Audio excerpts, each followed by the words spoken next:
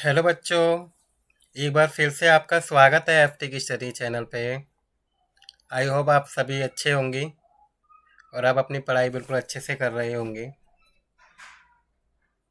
आज मैं आपके लिए चैप्टर नंबर सेकंड लाया हूँ क्लास 9 का साइंस का। Is matter around us pure. इस चैप्टर को मैं आज आपको कराने जा रहा हूँ।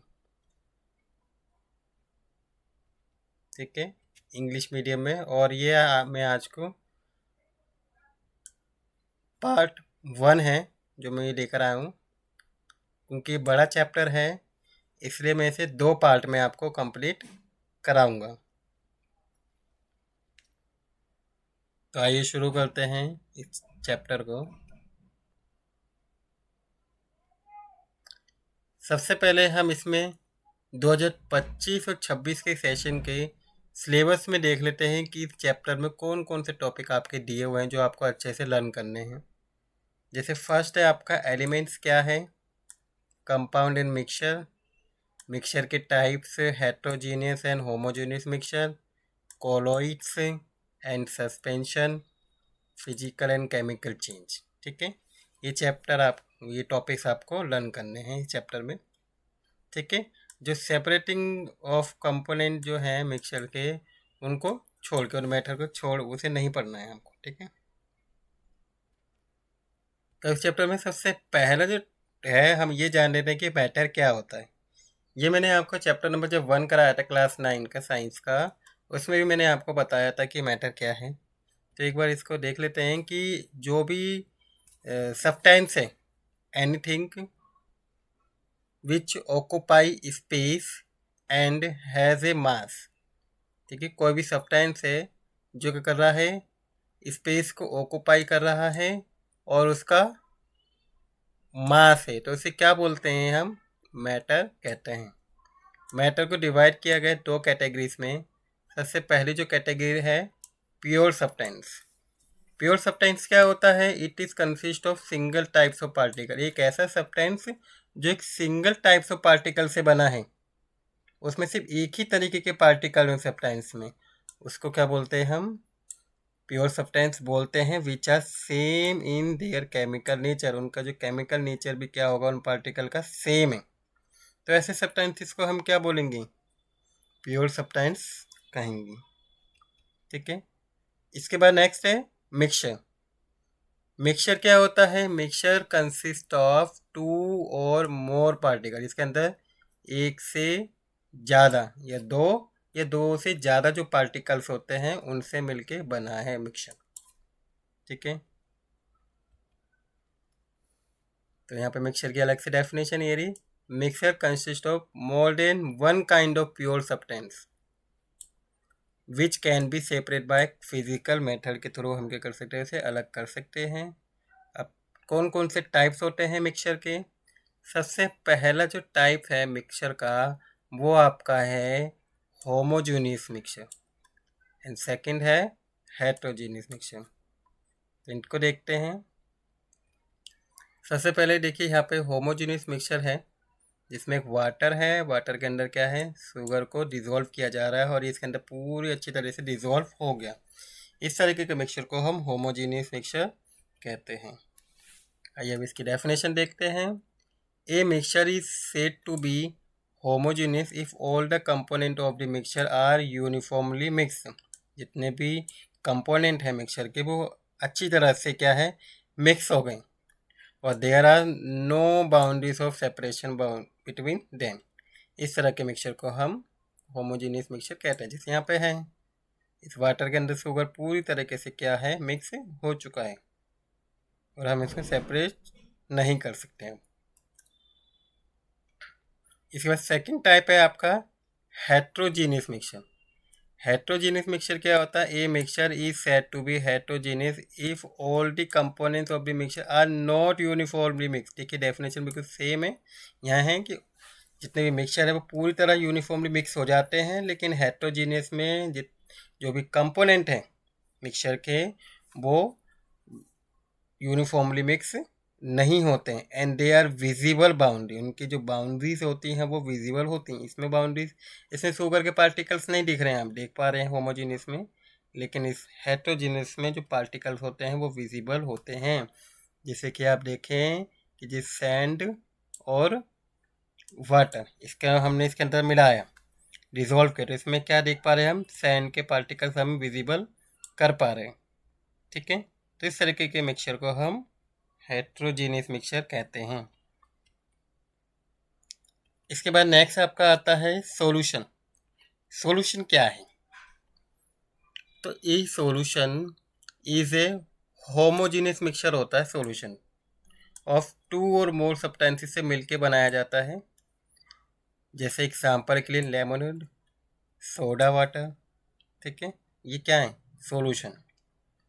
सॉल्यूशन के दो कंपोनेंट होते हैं, एक होता है सॉल्वेंट। ठीक है, अगर आप देखें तो एक होता है सॉल्वेंट एंड सेकंड होता है सॉल्यूट। अब सबसे पहले सॉल्वेंट देखते हैं। The component of the solution that dissolve of other component, एक ऐसा सॉल्यूशन जो क्या है अदर कंपोनेंट के साथ डिजॉल्व किया जा रहा है। Usually the component present in large amount में होता है। जो सिंपल हम कह सकते हैं कि हम दो चीज़ों को मिक्स कर रहे हैं, जिसकी अमाउंट ज़्यादा होगी उसी को हम क्या कहेंगे?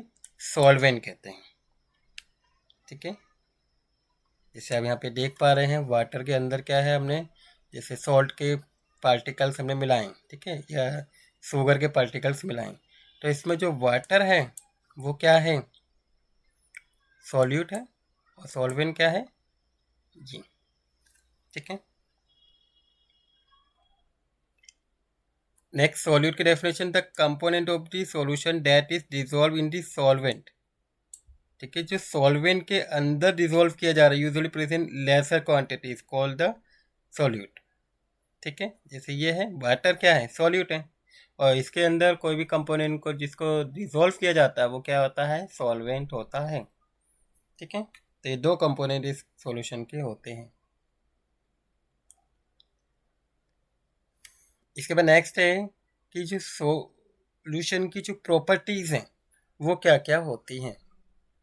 तो फिर सबसे पहले जो प्रॉपर्टीज़ है सॉल्यूशन की वो है कि ये सॉल्यूशन क्या है?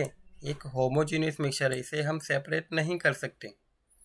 इनके जो पार्टिकल्स के जो साइज होते हैं वो स्मॉलर देन होते हैं 1 नैनोमीटर, यानी कि 10⁹ in diameter, which can not be seen. हम नेक आई से तो हम उसके पार्टिकल को देख ही नहीं सकते, विजिबल ही नहीं कर सकते।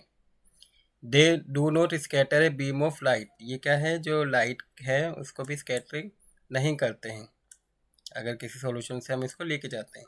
मतलब कि they don't show Tyndall effect, ये सॉल्यूशन क्या करते हैं? टिंडल इफेक्ट को शो नहीं करते हैं। So the path of light is not visible. जैसे कि हम कोई ग्लास है, ग्लास के अंदर टॉर्च की लाइट को पास कराते हैं, तो जो ग्लास के अंदर जो वाटर कुछ भी सम कंपोनेंट है उसके अंदर अगर टॉर्च की लाइट के पार्टिकल्स नहीं दिख रहे हैं तो इसी को क्या कहते हैं? हम टिंडल इफेक्ट कहते हैं। तो वही चीज़ जो है हमें प्रॉपर सॉल्यूशन में देखने को नहीं मिलती है। ठीक है, the solid particles can not be separate from the mixture by the process of filtration के मेथड से हम जो है सॉलिड पार्टिकल्स को हम इसमें सेपरेट नहीं कर सकते हैं। ठीक है, इसका नेक्स्ट टॉपिक है the solution is stable and solid particle do not settle down when left undisturb. अगर हम क्या करते हैं उसे रख दें तो उसके पार्टिकल्स क्या होते हैं? वो स्टेबल नहीं होते हैं और सेटल डाउन भी नहीं होते हैं। ठीक है, सॉलिड पार्टिकल इसकी। इसके बाद है टाइप्स ऑफ सॉल्यूशन। अब कौन कौन से टाइप्स होते हैं सॉल्यूशन की? सबसे पहला जो टाइप्स है आपका वो है आपका saturated solution, when no more amount of solute can be dissolve in a solution. Solution के अंदर अगर हम कोई भी सॉल्यूट को अगर हम डिजोल्व नहीं कर सकते हैं, एक ऐसी कंडीशन आती है जिसे डिजोल्व होना बंद हो जाता है उस एट गिवन टेम्परेचर के अंदर, उसे क्या बोलते हैं? सैचुरेटेड सॉल्यूशन कहते हैं। सेकंड है अनसैचुरेटेड, इसका उल्टा हो जाएगा when more amount of solute can be dissolve. अगर क्या है मोर अमाउंट ऑफ सॉल्यूट डिजोल्व हो रहा है, होता ही जा रहा है सॉल्यूशन के अंदर, तो इससे क्या कहते हैं हम, अनसैचुरेटेड सॉल्यूशन कहते हैं।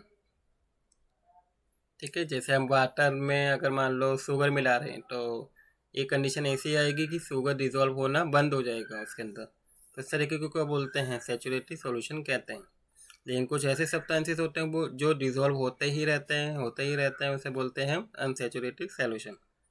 नेक्स्ट आता है आपका सॉल्युबिलिटी। सॉल्युबिलिटी क्या होती है, the amount of solute present in the saturated solution. Saturated solution के अंदर जितने अमाउंट ऑफ सॉल्यूट प्रेजेंट होता है द गिवन टेम्परेचर में, उससे क्या बोलते हैं हम, सॉल्युबिलिटी कहते हैं। अब कंसंट्रेशन ऑफ सॉल्यूशन क्या है, ठीक है, नेक्स्ट टॉपिक हमारा है कंसंट्रेशन ऑफ सॉल्यूशन।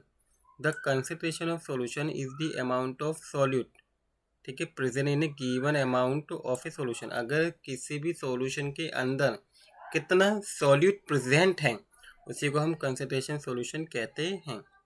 इसके अदर डेफिनेशन भी मैंने यहाँ पे लिख के दिए और लगा के, देखिए अगर आप देख पा रहे हैं यहाँ से, the amount of solute dissolve in a given mass और volume of solvent is called concentration, ठीक है, ऑफ सॉल्यूशन।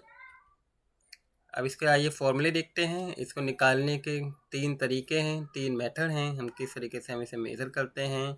जैसे सबसे पहला जो है, there are various ways of expressing the concentration of solution, but here we will only 3 method हम इसमें डिस्कस करेंगे। आपकी बुक में 3 ही मेथड दिए हुए हैं।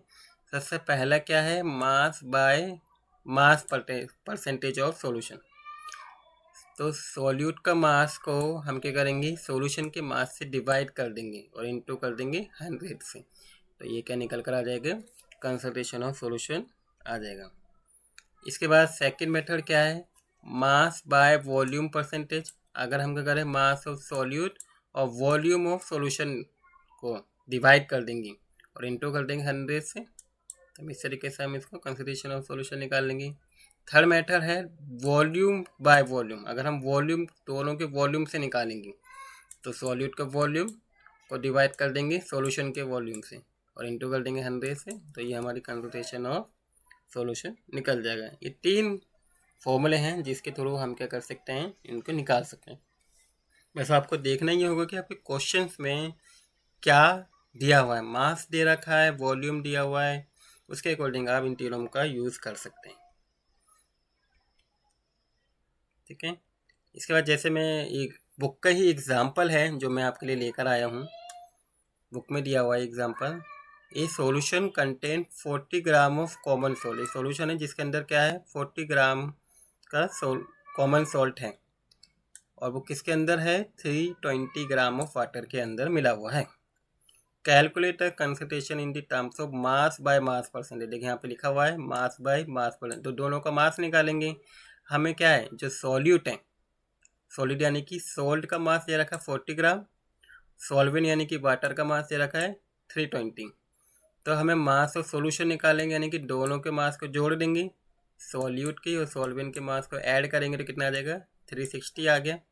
अब मास परसेंटेज ऑफ सॉल्यूशन निकालेंगे with the help of mass by mass percentage फॉर्मूले के थ्रू, तो मास ऑफ सॉल्यूट और मास ऑफ सॉल्यूशन इंटू 100 कर देंगे।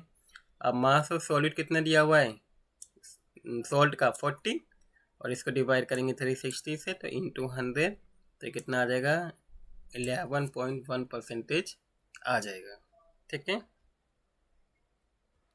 तो ये था आपका पार्ट 1 जिसमें मैंने आपको कंसंट्रेशन ऑफ इसके सॉल्यूशन के तक मैंने करा दिया है, ठीक है। इसके आगे के जो टॉपिक है मैं अपने आने वाली नेक्स्ट वीडियो में कराऊंगा पार्ट 2 में। आई होप इस जो मैंने आज जितने भी टॉपिक्स मैंने आपको कराए हैं वो आपको अच्छे से समझ में आए होंगे। अगर आपको किसी भी प्रकार का कोई डाउट हो तो आप मुझसे कमेंट सेक्शन में पूछ भी सकते हैं। आई होप आपको वीडियो भी अच्छी लगी होगी। अगर आपको वीडियो अच्छी लगी है तो प्लीज़ लाइक द वीडियो और अपने दोस्तों के साथ भी इस वीडियो को शेयर कीजिएगा ताकि वो भी इस चैप्टर को अच्छे से समझ सकें। और अगर आप मेरे चैनल पे नए हैं तो please subscribe the channel. Thank you for watching video.